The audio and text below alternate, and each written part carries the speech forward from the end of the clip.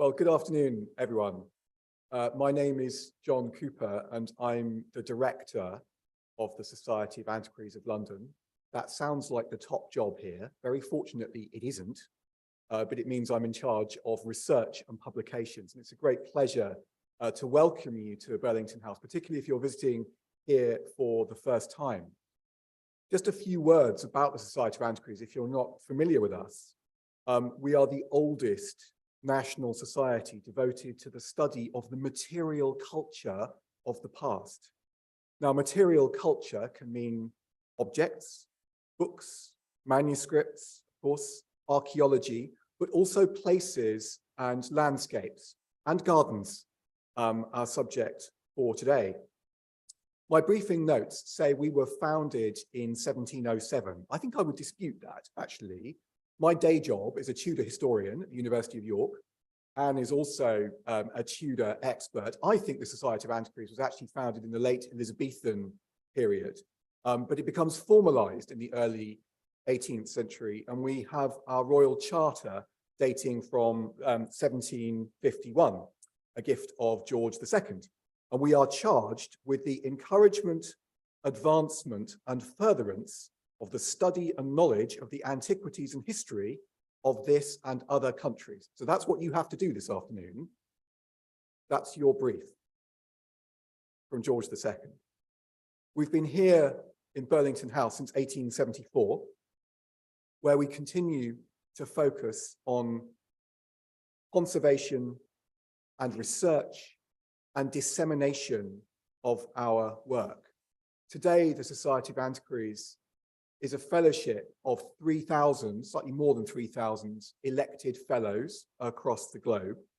But we are also now a group of affiliates as well. And some of you in this room are affiliates. A particular welcome to you. This is a new venture for us. And if you're visiting us for the first time, we're particularly pleased to see you. We are also a charity. And public lectures like the one this afternoon are a core part of our charitable status. We remain focused on those core objectives dating from the 18th century. But of course, we've updated those in terms of a 21st century society.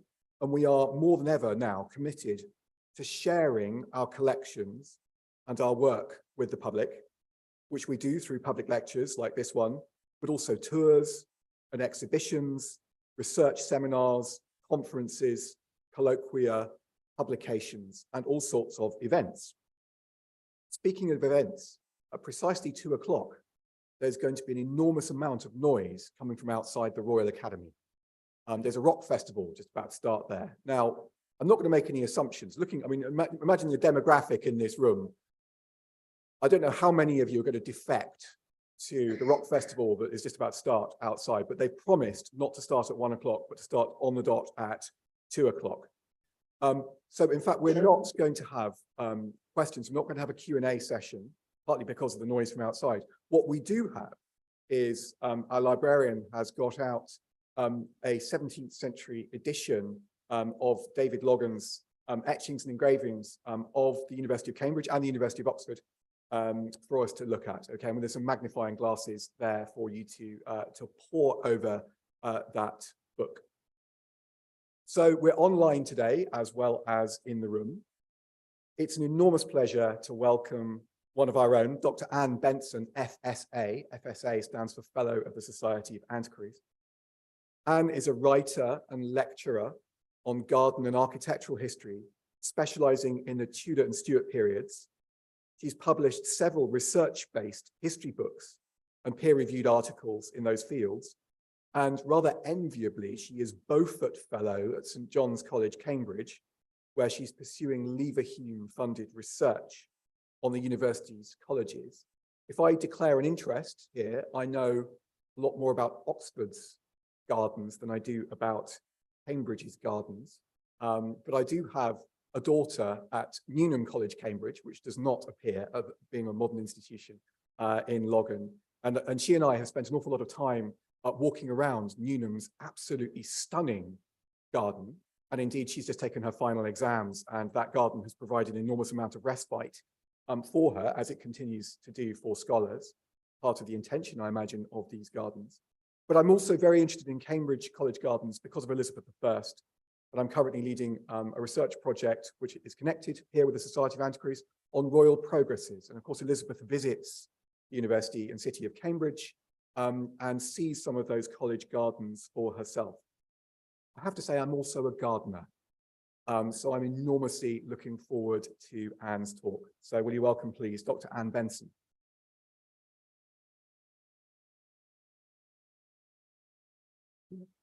Thank you. Hello, everyone, and welcome. I hope that you can hear me clearly, even at the back. Yes, thank you. 31 colleges make up the University of Cambridge. And of those, 16 are founded in the medieval and Tudor period with those dates. Then there's a gap of 134 years when no college is founded at all, until 1731, when Homerton College is founded. And then we finish with Robinson College being founded in 1977. Today, I'm going to focus on the colleges founded in the medieval and Tudor period.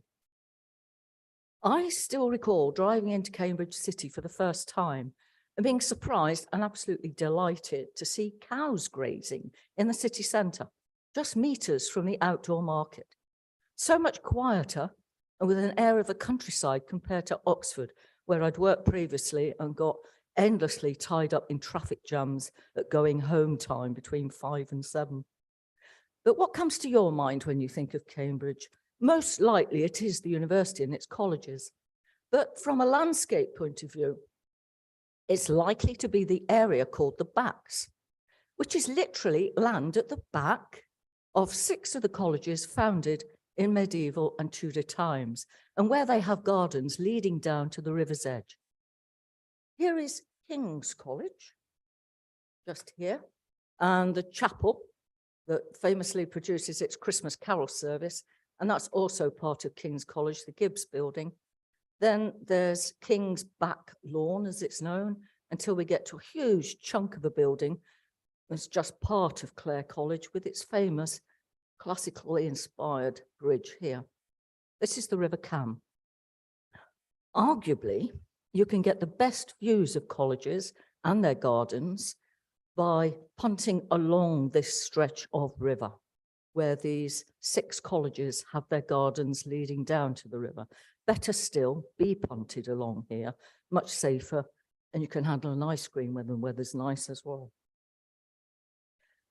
Cambridge is very low lying, as seen here in this topographic map.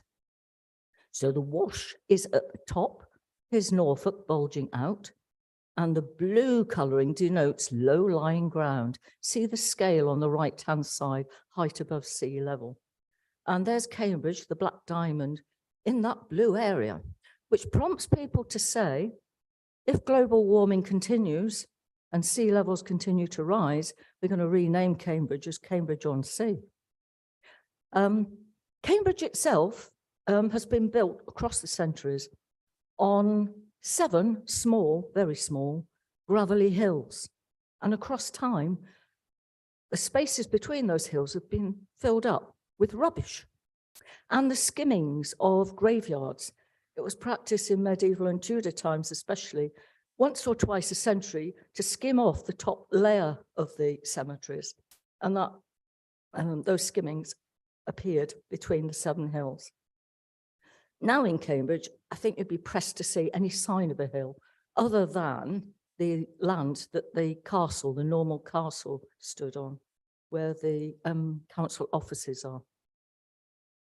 But because of its history, actually doing any archaeology, digging a trench, is really challenging because you're literally digging up hundreds of years of people's rubbish. So back to this again. The way that Cambridge town has been formed means that the town side of the river, where you see King's and Clare College here, is slightly higher ground. It's been built up over more time than on the west bank shown here.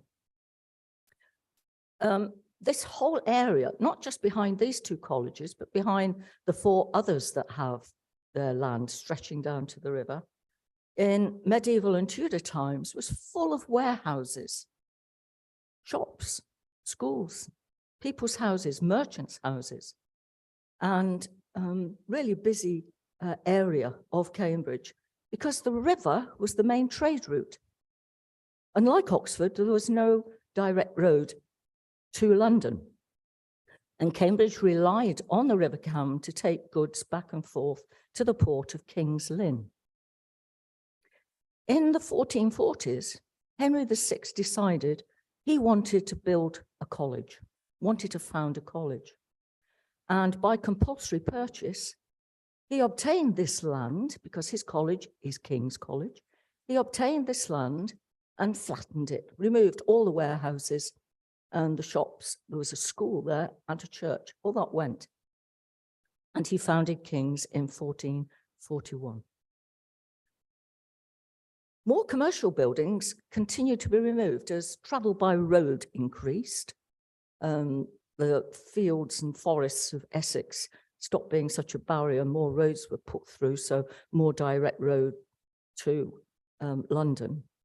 And as the reliance on the river decreased, so more and more of that commercial land on the Backs area was removed, and colleges were straight in there buying up the land. What I'm showing you here is a 13th century plan of Cambridge, where the black wriggly line is the River Cam. The dotted line here is the King's Ditch, a defensive measure put in there by Henry III in the 13th century. Why? As a defensive measure to stop any invasion from the east, any ill-intent people coming to the town from the east. Over time, that too has been filled up with rubbish. Then it's been drained. Now it can hardly be seen in the town, except if you go into Sydney Sussex College, in the Fellows Garden, you can still see the line of the ditch. More on that later. M is the site of the medieval market, still on the same footprint today, an outdoor market. And then at the narrowest crossing of the River Cam, we had a Roman settlement. And then later on, a Norman castle, see, guarding that crossing, because it actually was on an important route to the north of England. But all around this, common fields. And across time, particularly during the 19th century, these common fields were sold off in parcels of land. And again, the colleges bought several sections of that land for their own use. And in this aerial view, we've got, on the right-hand side, as I'm looking at it, we've got the outdoor market here, the high street, busy with tourists at this time of year, not much traffic along it. It's mainly a pedestrianised way now. That you can see down here, and then it disappears from view, but it's all along here. The river is here. It's got a bend in it, but then straightens out again. And the colleges on the Backs area then mainly have their great gates, their main entrances off the high street. So at the top and at the northernmost part of the Backs area in Cambridge, we've got St. John's. So it starts here, goes across the river because they bought up land when the warehouses were cleared, and then they bought up common land as that became available. This is still St. John's, and it extends right out to what's now known as Queen's Road. In medieval and Tudor times, it was a track, but it comes down here, and then we can see it here in the aerial view going down. It's a main arterial route from south to north Cambridge. So that's St. John's on the Backs. Next to that is Trinity, St. John's rival, and it too has its main gate on the high street, going across several courts. Yes, they too got some area of land on the Backs, and they've got two fields here. Then we've got Little Trinity Hall, which is squeezed in between Trinity College and Clare College. It managed to acquire land leading down to the river, but not across the river. Then we've got Clare College. You've seen this chunk of a building before. That's just part of it. It extends this way, not with a great gate off the high street, it's down a smaller lane.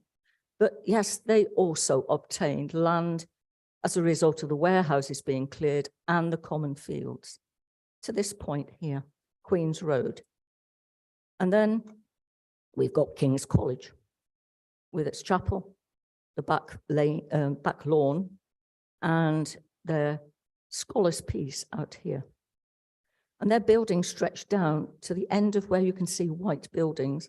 And then we've got Queen's College at the southernmost part of the backs, where they also purchased land across the river as the backs were cleared and common fields became available.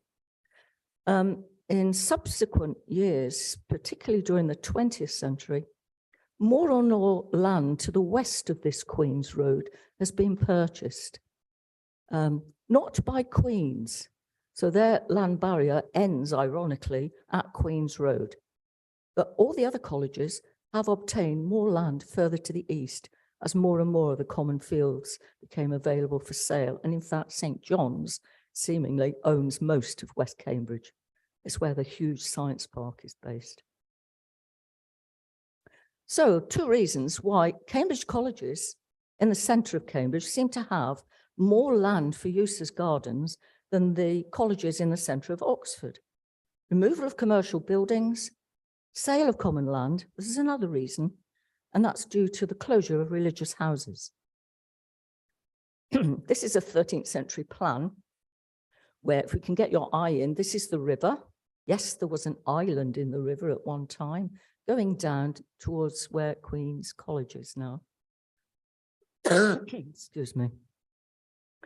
As a result of dissolution, Reformation, Henry VIII's time in the 1530s, 2 colleges were formed. Emmanuel College, that was closed. Then it went into some measure of decay until one of Elizabeth I's top courtiers decided that they wanted to found a college. And that was founded in 1584 on land that had been part of the Dominican friary. That's Emmanuel College that comes into being as a result of dissolution. Then up here, Sydney, Sussex, and you can see that the King's Ditch does track through its land. The Franciscans had a friary here, that was closed, and then Henry VIII used the buildings of the Franciscans' friary to help build his college. Trinity College is his.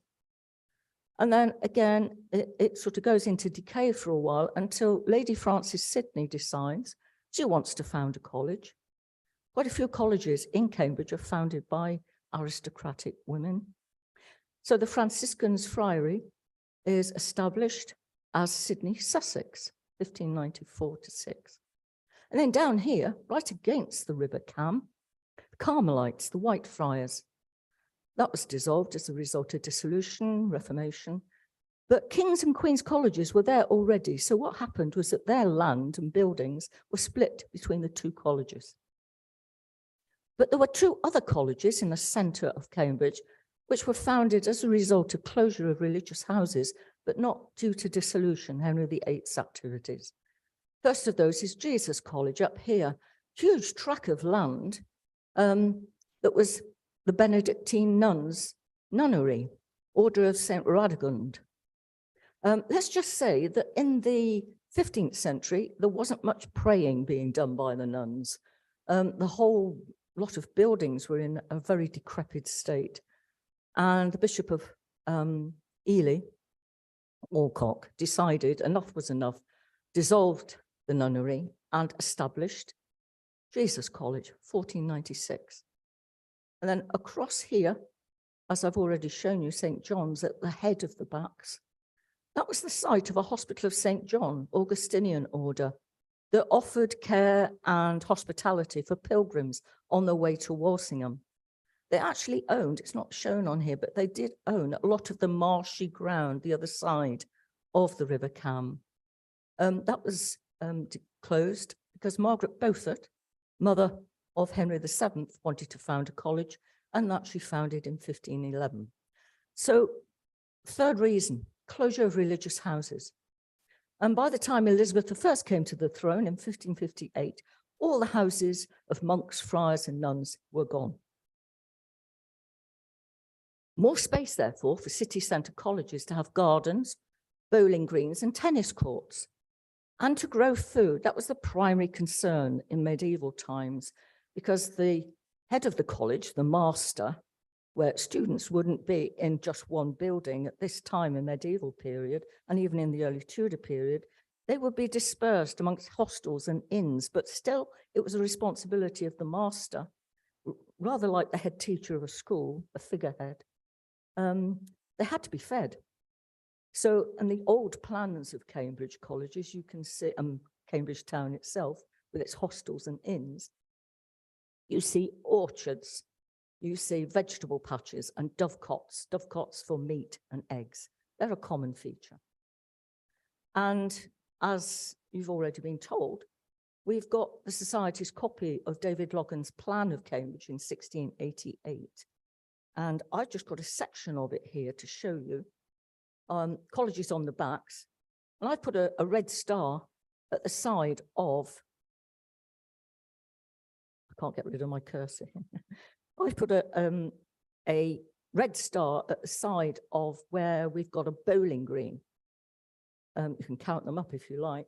Plenty of land available in these centrally placed colleges in Cambridge. Plenty of land for bowling greens and tennis courts.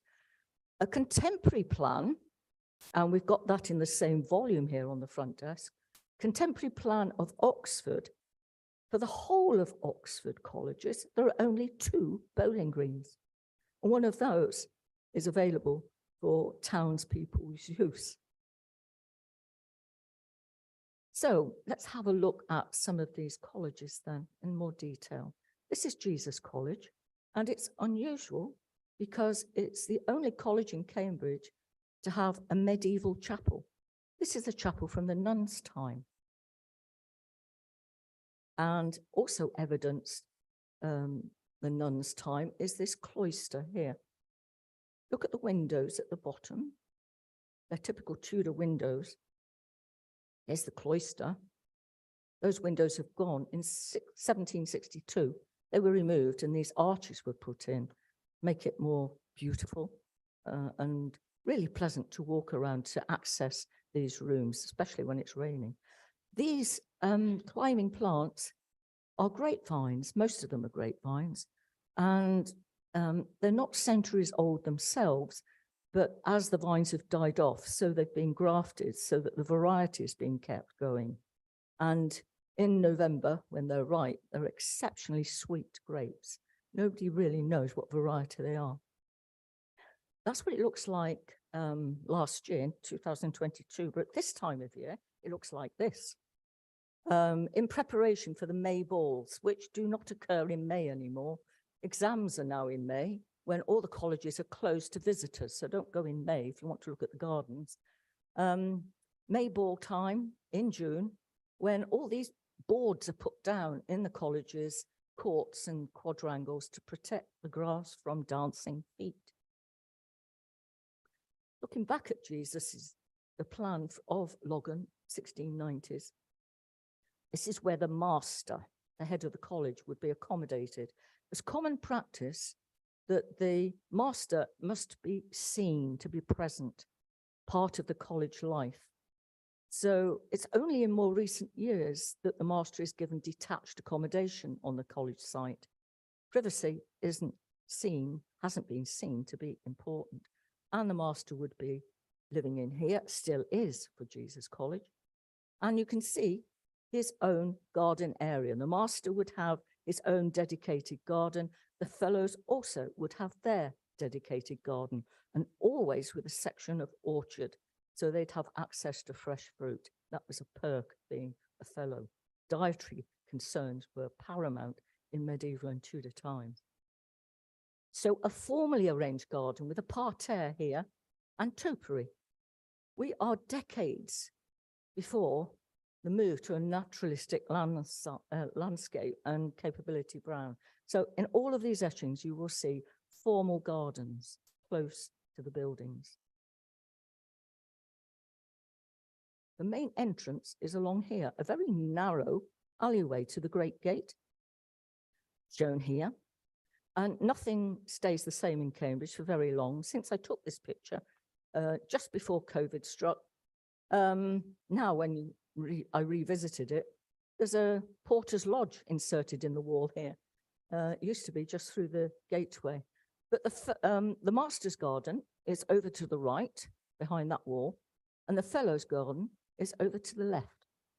And against that garden wall is this plant growing.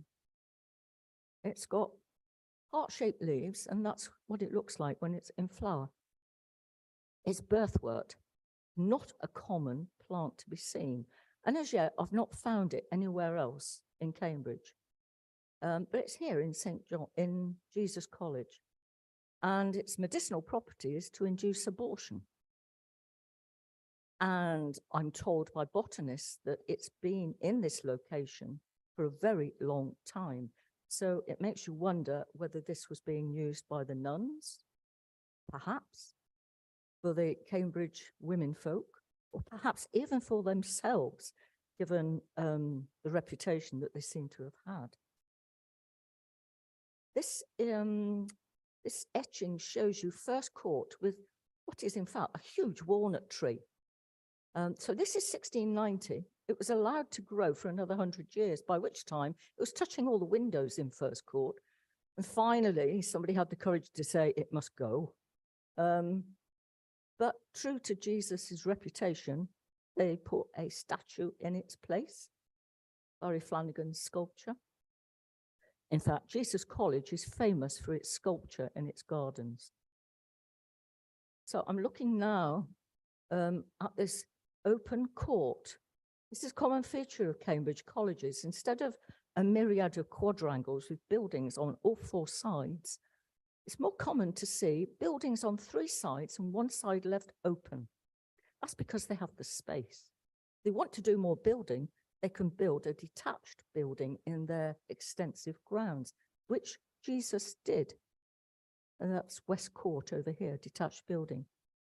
What we're looking at here, this low wall, the other side of it is where the nuns grew their vegetables. Now it's a paddock with specimen trees. Another common feature of Cambridge College gardens, specimen trees, because they have the land.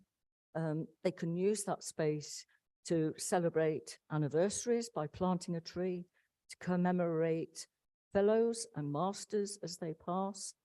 Common feature. Here's another of the courts at Jesus where it's called Chapel Court, the chapel being on the left-hand side here. And we're looking out beyond the low wall to part of the sports grounds of Jesus College, all on the same site. I always think that Cambridge students are incredibly lucky. Everything is on one site for them, by and large. And the thatched building you can see in the background is the cricket pavilion. Right, this college is St. John's and accessed from the main high street. That's the gateway, and I've enlarged what's over the top of the gateway. Margaret Beaufort's Yales, her mythical beasts with their swivelly horns, the Beaufort portcullis emblem, House of Lancaster, so a red rose, and then a play on her name of Margaret, Marguerite's. That's her floral emblem. This is Logan's etching of St. John's in the 1690s, and it seems to defy all that I've said to you. Why have we got three courts in succession? Why haven't they built detached buildings? Well, at the time this was taken, this was done, and these buildings were erected.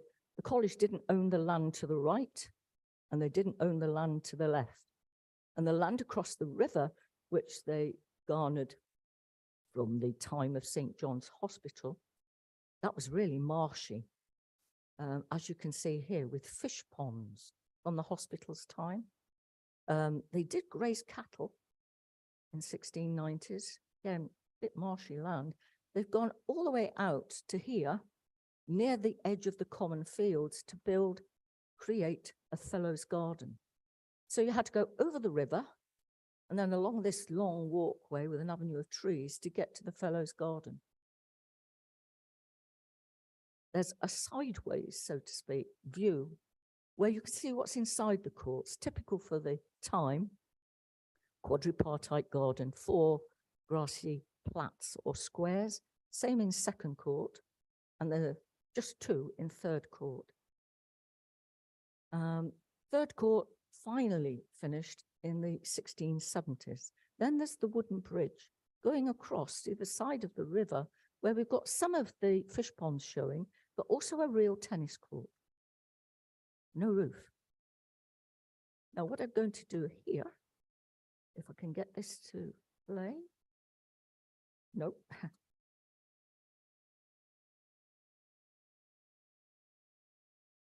It keeps sliding, so I need to.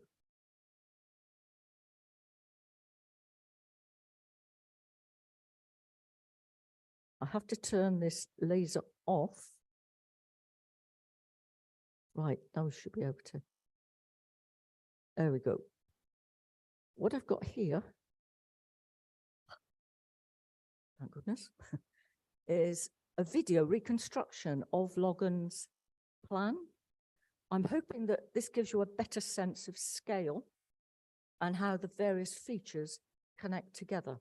So there's the chimney of Third Court going, there's the real tennis court, and you can see the avenue of trees stretching out and going over the wooden bridge, looking to the left where in 1690s they had cattle grazing, and then swinging back to the back of the real tennis court, no roof, looking across the river in a moment, to the back of Third Court.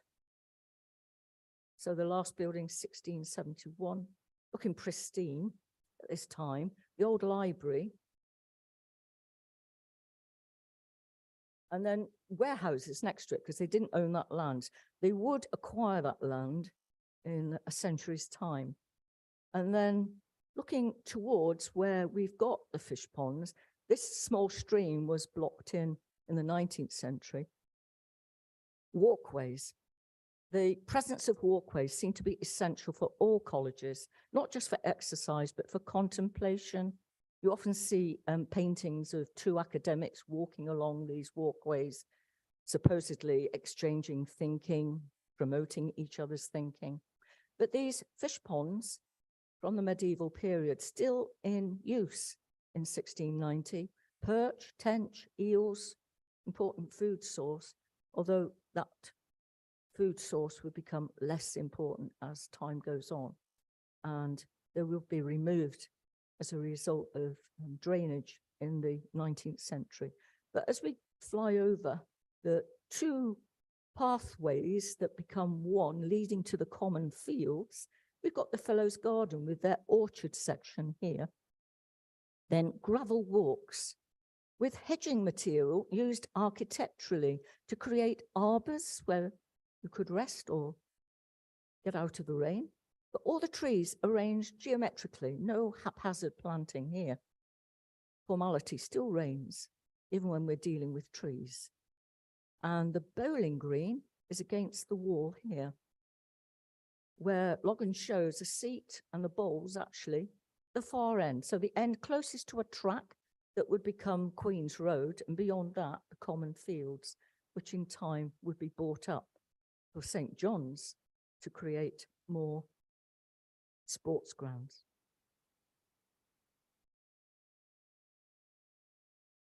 So what I'm doing now, we're back in 2022, and I'm just by where the Fellows' Garden starts. Beyond is the entrance onto Queen's Road and the sports grounds beyond that. On the right-hand side, that was marshy ground in Logan's time, and then turned into an orchard. And then in the 1950s, and garden historians will prick up their ears at this point, Sylvia Crowe designed and laid out a garden for the scholars being undergraduates.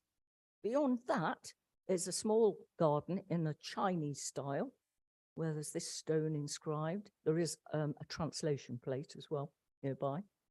And then on other marshy ground, it's drained, turned into a woodland garden area with more buildings for scholars, undergraduates. And then inside the Fellows' Garden, the bowling green widened to create a croquet lawn, and beyond that, what's known as the wilderness, except it's not the common understanding of wilderness. These trees are planted in a haphazard arrangement, but the understory is kept well under control. This is March of this year, and you can see all the daffodils out. There's several badger sets in here as well. Several beehives too. But in mid-June, it's full of martigan lilies, rare martigan lilies. A close-up of the flower, you see the petals are reflex. Relatively small flowers, about 2 to 3 inches across, maximum 3 inches. And the Fellows' Garden at St. John's, this area of martigan lilies is the next biggest area of naturally occurring lilies after an area in Sweden. So that's what you might be able to see on special opening days. Normally, if you get to visit the gardens at St. John's, the Fellows' Garden is closed, but that's what's inside. The fish ponds area drained in the 1830s, and this huge building put there, known as New Court, well, it was new in the 1830s, all to provide more accommodation for scholars. This is a covered walkway either side of a gate, the main gate, and between the building at the back, it's all part of the same whole building for extra accommodation. There's just lawn either side. But they kept the paddocked area of Logan's time. But you can see the back of Third Court looking much dirtier than in the video. Well, it's had several centuries to go by. A stone bridge was created in the 18th century to replace the wooden one. And this building, New Court, faces down the backs of all the other colleges, like a punctuation mark, the northernmost point of the backs area. There you can see it face on. And in these alcoves, there's always planting that's seasonal. This is early summer.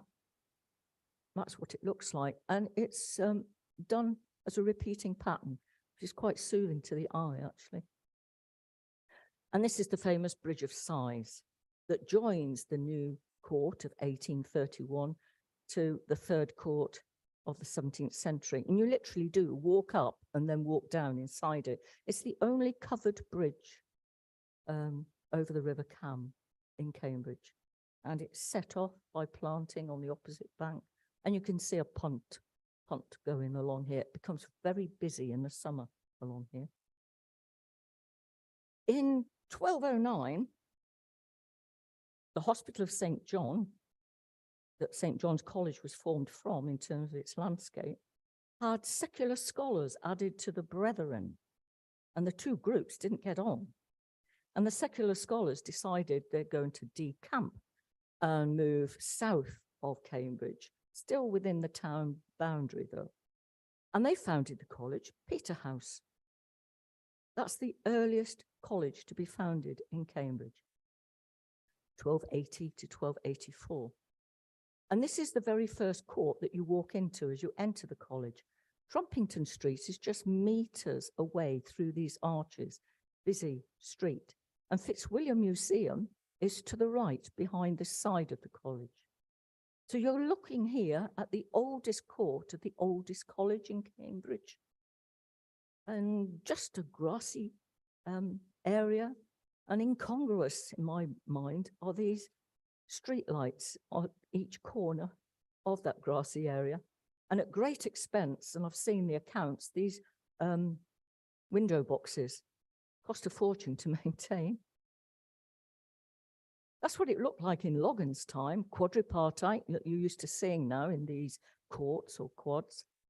Doesn't matter whether in Cambridge there are 4 ranges of buildings that we would then say that's a quadrangle. In Cambridge, they're still called courts. Really confusing. We've got topiary, haven't we? Of the time, the late 17th century.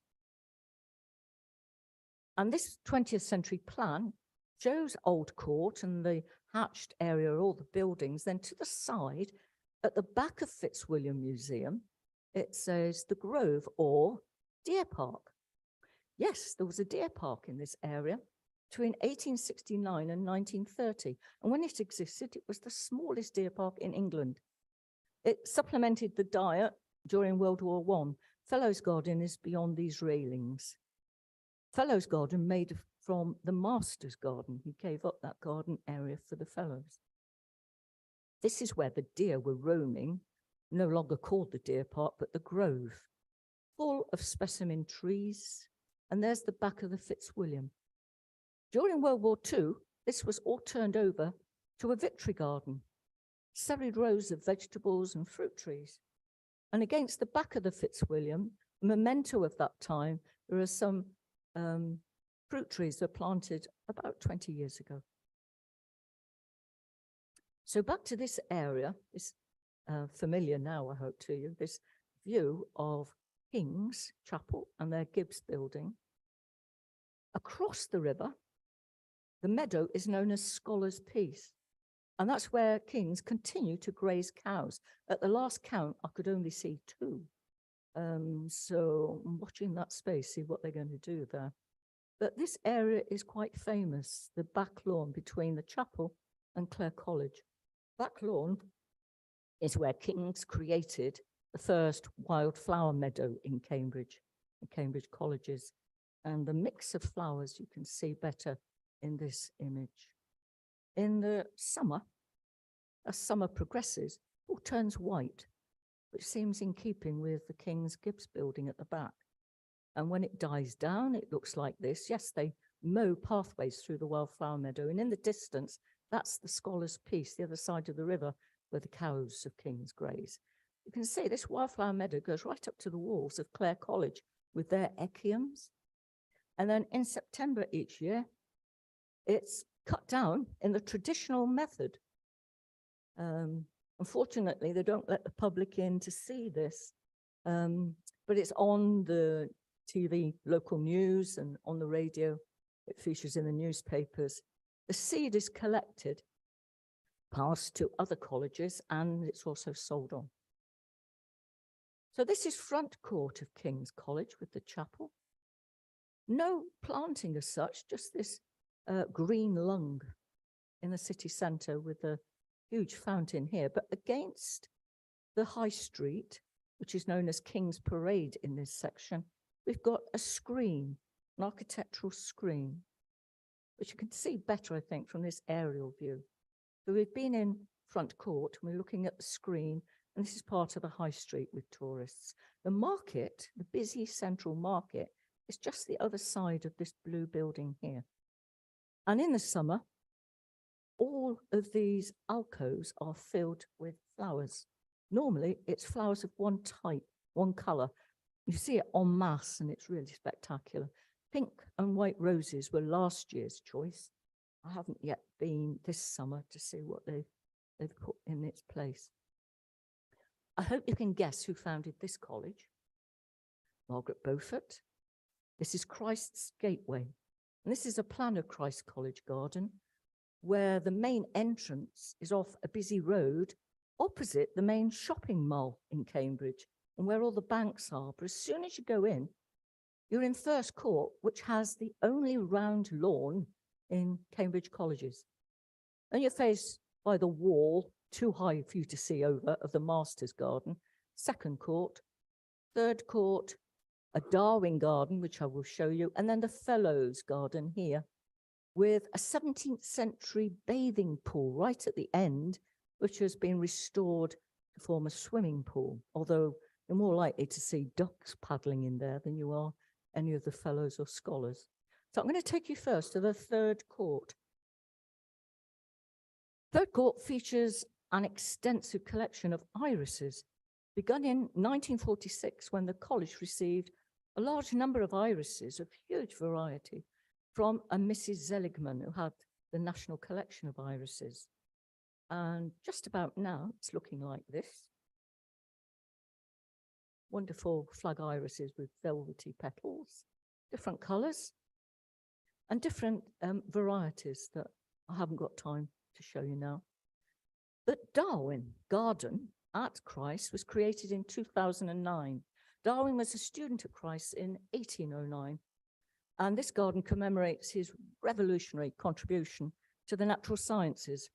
The garden is planted with a selection of plants that Darwin would have encountered on his botanical voyages when he was on the ship HMS Beagle. Things like red hot pokers and echiums. And the garden also features, as you can see here, a wonderful lifelike statue of Darwin, complete with some books tucked under the back of his coat. You can sit alongside him, and believe me, it's quite unnerving to do so. This statue is very lifelike. Have your picture taken next to him. Wonderful statue by Anthony Smith. And as you can see here, with a laburnum background. And also in Christ is what's known as Milton's mulberry tree, shown here. There's no evidence suggests that he either planted it, the dates don't fit, or that he spent time under it, working away, studying. No evidence at all, but it's been always, as long as anybody can remember, called Milton's mulberry tree. James I in 1609 wanted to establish a silk industry in England to rival that of France. And people were encouraged to grow mulberry trees. And 3 colleges in Cambridge, Christ's, Jesus, and Emmanuel, purchased each 300 mulberry trees. Very few of those have survived. If any of them have survived, it's because as they've been going over, someone's bothered to take cuttings and grafting them. And we think that this is one of them.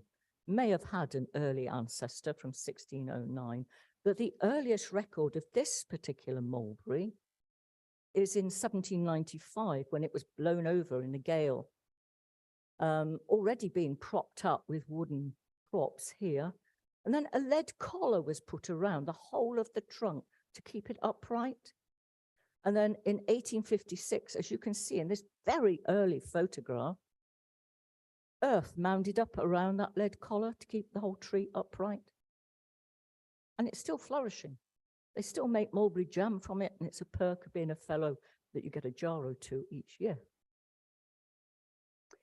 Now I'm in Emmanuel College in the Fellows Garden, and Emmanuel College is famous for this particular tree, Oriental plane tree, planted in the 19th century.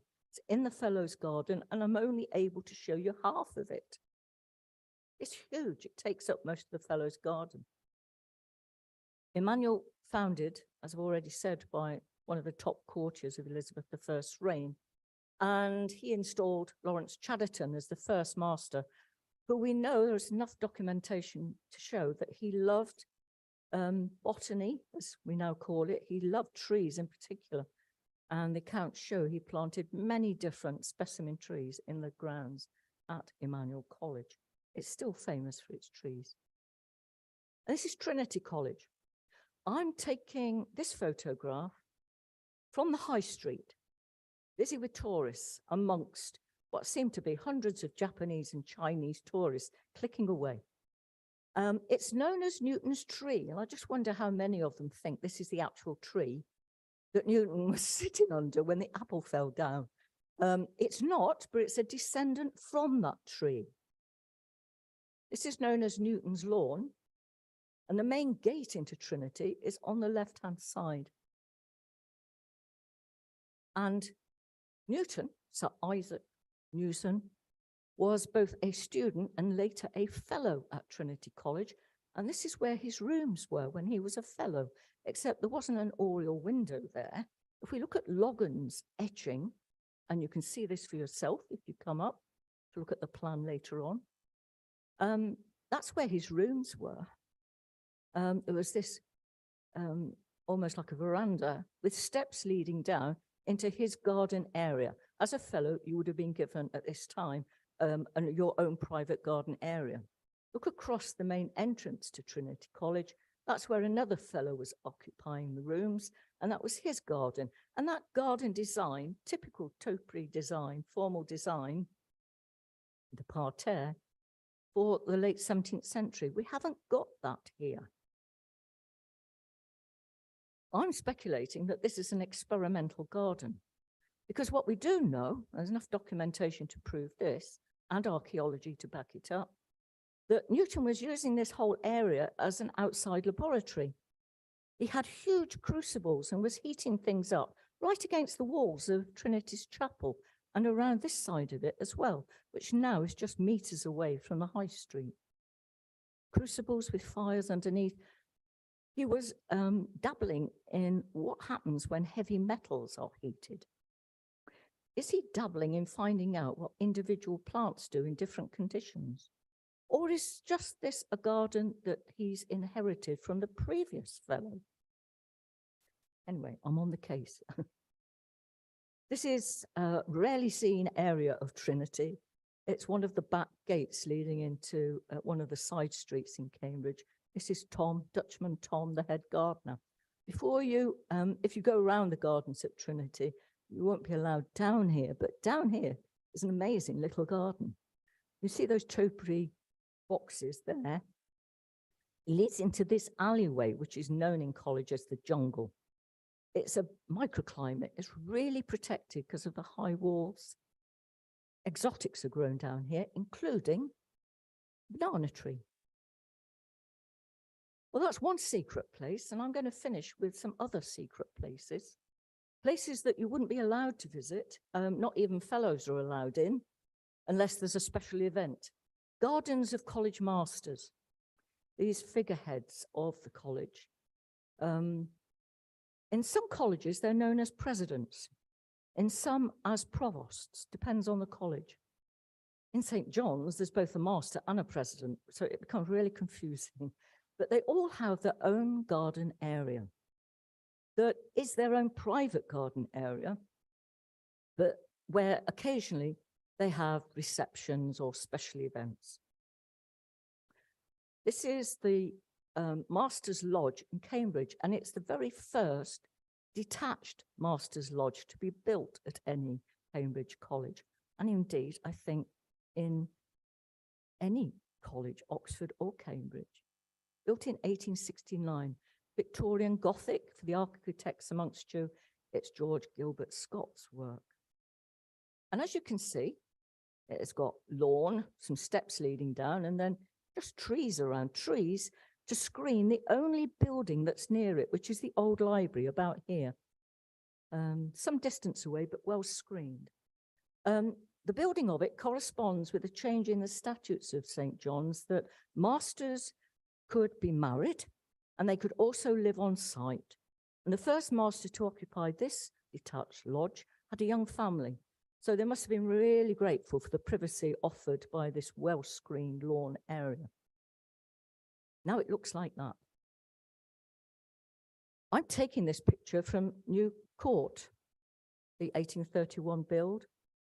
Tall building overlooking this Master's Lodge garden. And 1930s, this building was put in, and later still a new library here. And the trees have all gone. Some of them diseased, needed to be removed. This is November time, just before COVID struck. A new master came in 2020, the first lady master for this college. And she decided to have this tree cut down. Those are removed, and all these roses sadly removed. I remember these all being in flower. It's Margaret Merrill rose, wonderful perfume. They've gone too, so we wait to see what new design is going to be installed here. Now we're in Queen's Master's Garden, except here the master is called a president. Wonderful romantic backdrop of the building. It's quite a small garden area, partly sunken. Got a wonderful atmosphere created by this pergola and the mature trees around. The river is the other side of this hedge. And in the corner, yes, it's overlooked from Priory Court here. That's the college chapel. In the corner is a strange arrangement that harks back to the 17th century. 4 walls, no roof now, but in each wall there's a gate, a door with a lock. Different locks. Now I'm inside those 4 walls. That's the one door open. There's another, and there's 2 behind me. And if we look at Logan's plan of Queen's College, I'm looking at this area here, because that's the Master's Garden against the river. This is the Fellows' Garden against the river. Each with their own wall and own door with a lock. This is the orchard. And I'm not sure what this is, but again, it looks like an ornamental tree planting of ornamental trees. Down here, you can see how those all join together. And over here, you can see in a blow up of Logan's plan, enlargement, you can see it had a roof. So the whole idea is to control entry for each of these garden areas. Only the master, perhaps the gardener, would have a key for the master's garden. Only fellows would have keys for that. I don't know who would have keys for the orchard, not the scholars for sure, probably for the fellows and the master. And then perhaps this is just for the scholars. We don't know. It's an unusual arrangement, but it does reflect how much entry to specific garden areas, how important it was in the 17th century, and still is to some extent. This is the Master's Garden at Christ College, relatively small area, but it's all formal. Over time, Master's Gardens have become more relaxed, more naturalistic planting, but we've got a real here green and white theme.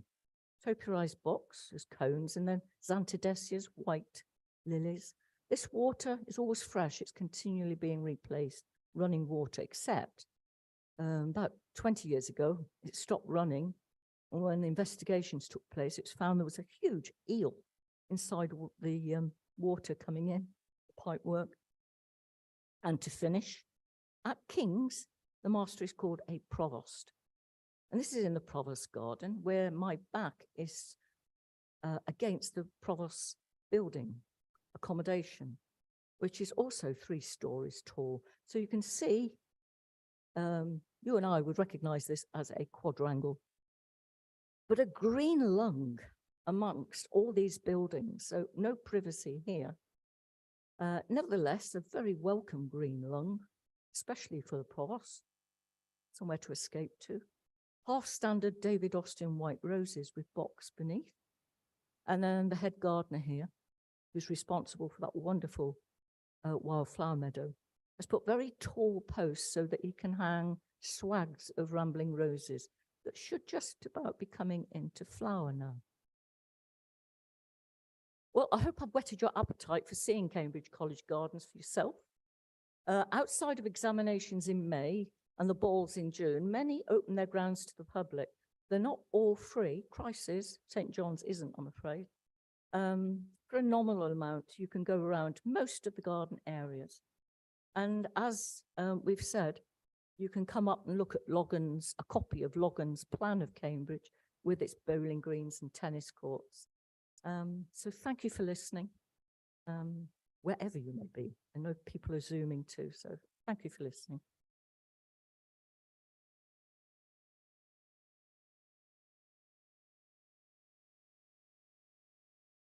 And thank you so much for a wonderfully illustrated talk, quite transporting, I think. I think we've got a matter of seconds before the sound check starts outside at the Royal Academy.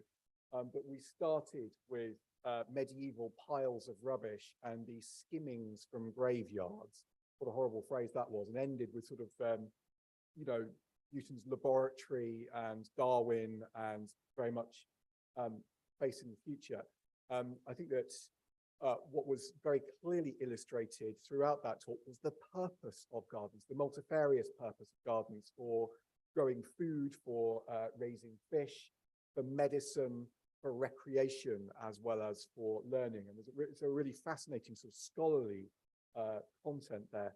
I also found it enormously heartening, I have to say, and I've seen this for myself, the wildflower meadows that are beginning to come to both Cambridge and Oxford College Gardens, moving away from that formal planting and towards much more natural forms. So I find that very, very heartening. The mulberry tree, my college in Oxford, Merton, that has its mulberry tree still flourishing, still propped up. And I have eaten mulberries from it, and they're wonderfully sweet. But I can tell you, if you've ever scrumped mulberries, they stain like mad. So it's pretty clear if you've been eating mulberries from out of the Fellows' garden, you know, there's no denying it. Anyway, if I can end with a quick advert for our next lunchtime lecture, quite a change of pace, on Tuesday, the 4th of July. We have the Archaeo-Sexism exhibition, Challenging Sexism in Archaeology, by Kate Hawkins, FSA, with research from Laura Mary, Beline Pasquini, and Segaline van der Velde. And on the 14th of July, we also have a conference coming up on William Camden and his world, Camden being one of those original Tudor antiquaries I was telling you about right at the very beginning. So our full event program is live on our website. Bookings are open, and we end